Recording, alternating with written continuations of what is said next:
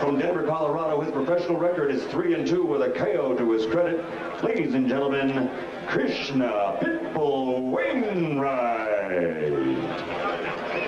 And his opponent across the ring, fighting out of the red corner, wearing the white trunks with gold trim. He weighs 216 pounds. He's originally from New Zealand, but now fighting out of Virginia Beach, Virginia. Undefeated with a record of 9-0. All 9 victories by KO. He is David Tua.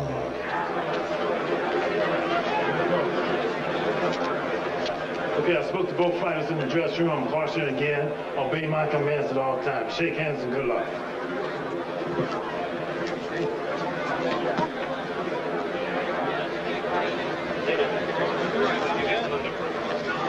So we're set to go. 6 rounds, heavyweights in the ring. David Tua, undefeated, from New Zealand, and Krishna the Pitbull Wainwright from Denver, Colorado.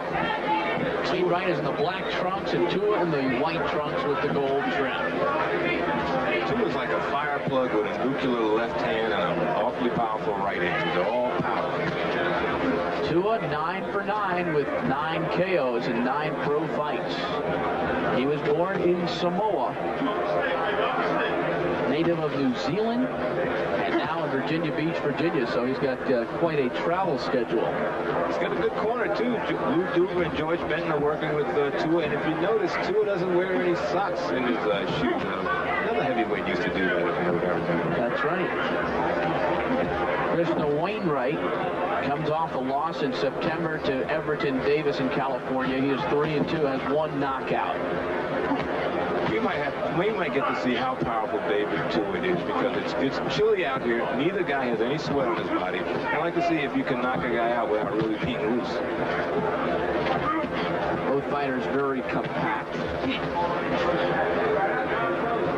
Tua's got pretty good bounce to start out the fight. A lot of young kids don't learn that in boxing. They don't learn the jab. They don't learn how to keep their feet when they land a punch. That's where all the power comes from, right up through your legs, through your body. But if your feet aren't planted, nothing happens.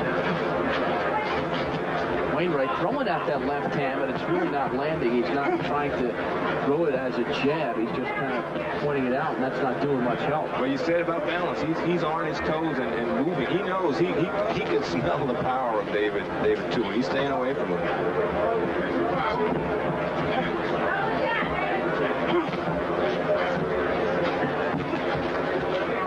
Tua is just concentrating, look, his eyes are just boring in, trying to find the distance on Wainwright. Body shots and head shots if he gets the opportunity. With a solid right to the body by Tua. Wainwright lost his balance momentarily. Tua's down in the corner and he's working the body. He's paying for it by not moving. Tua has the power. Looks like he might have twisted an ankle a little bit the way he just slowed up. He's hopping a little bit. 40 seconds, round 1, scheduled for 6. Tua is not the type of guy you rope a dope with. Not with the leather power he has. Good uppercut by Tua. It's a feeling out round, but Tua, you can sense it. Everyone knows he has the power. Can he land? If you turn on the TV and you see these two guys, the first thought is that they're not heavyweights, but indeed they are. Tua is 216 and Wainwright is 207. No jiggle. Round 1 of the books. With different people. The players just keep changing positions. They do. Second round of the 6th-round bout. David Tua, white trunks, gold trim. Krishna Wainwright, black trunks. I'd like to see Tua throw a left hook to Wainwright's body and see what the reaction is. Because he's a headhunter, but you can always hurt a man with a good shot to the body. With the kind of power that Tua has, he should be trying it. Wainwright is, you could tell he does not want to stay with this guy. He has to keep the distance away from him. Tua has the power. Good left hook. Up on his toes was Tua, and now he's working that body again. There was something interesting there, Bruce. Tua pops into the head. He puts his hands up to block his head. Tua goes right to the body. He's well schooled. This is the Duva-Benton combination. They teach fighters how to fight. And now he's throwing a crisp jab.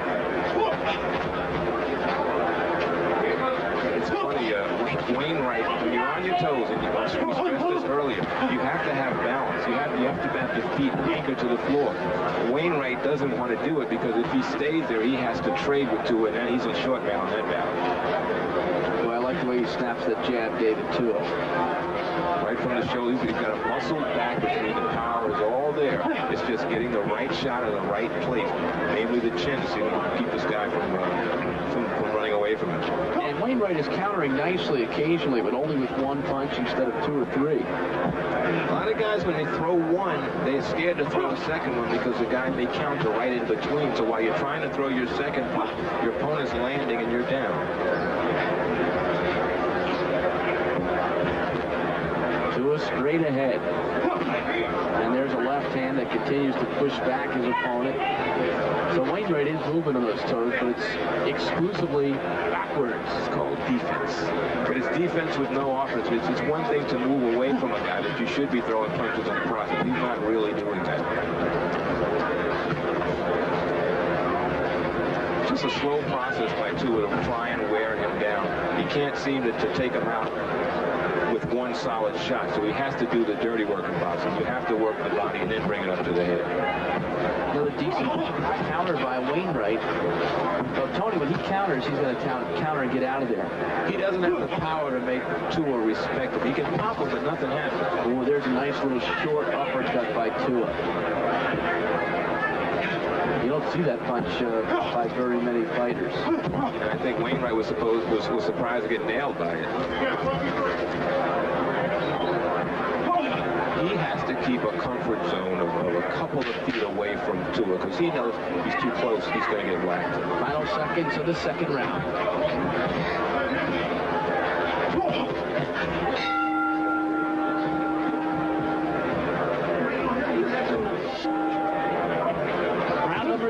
Scheduled for 6, so we heard during the brief-minute break, David Tua's corner instructing him to just jab and continue to work in that regard. And I thought that Georgie Benton, his tone is therapeutic for a boxer. It's just so methodical and melodic, and you're in that corner deep rest, and he's just talking slowly, and you catch your breath, and you have a chance to absorb. That's what makes him such a great trainer. He's a professor, and we're listening to him. I'm saying, gee, he's right.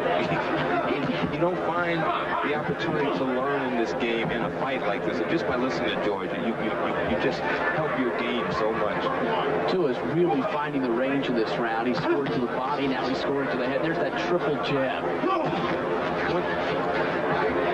Great thing for amateurs to watch. Fighters double and triple jab, and you're backing up an opponent instead of just throwing that flailing one little jab. You know what's also great about this? He's doing exactly what his corner told him. And so many young guys, in fact, old guys also do not listen to their corner. I mean, that's what they're there for. If they tell you to throw the jab and step away, do it because he sees something that you may not. Tua is following the instructions to the letter. The knockout will come if it doesn't. You win a decision, but you just follow your corner's rule. There is some blood streaming from the left nostril of Tua. And his eyes are a bit puffy, as is the left eye of Wainwright. There's a body blow that will sit with you for a month. Another good shot to the stomach.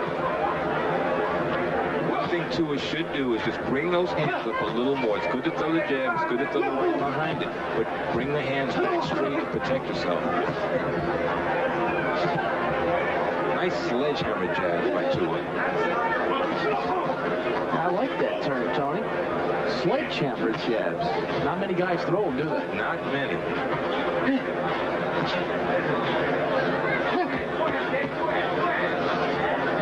Now, what Tua has done is he has shortened the distance. Wainwright doesn't have the legs anymore because those body shots are wearing him down. Tua is right on, and a left hook just might do the damage. And back goes Wainwright. Richard Steele says it was a slip. So no knockdown. But Tua is working effectively. Those body shots are really doing some damage. Goes upstairs with a left hook with under 30 left in the third round. Another good body blow. Crushing uppercut. Boy, he's really mixing things up well. I'd like to see fighters that can do a lot of different punches well and throw them well. Yeah, Wainwright's a little bit of trouble here in the end of the third round. Tua is just smoking away at that cut. And back upstairs with the left and the right.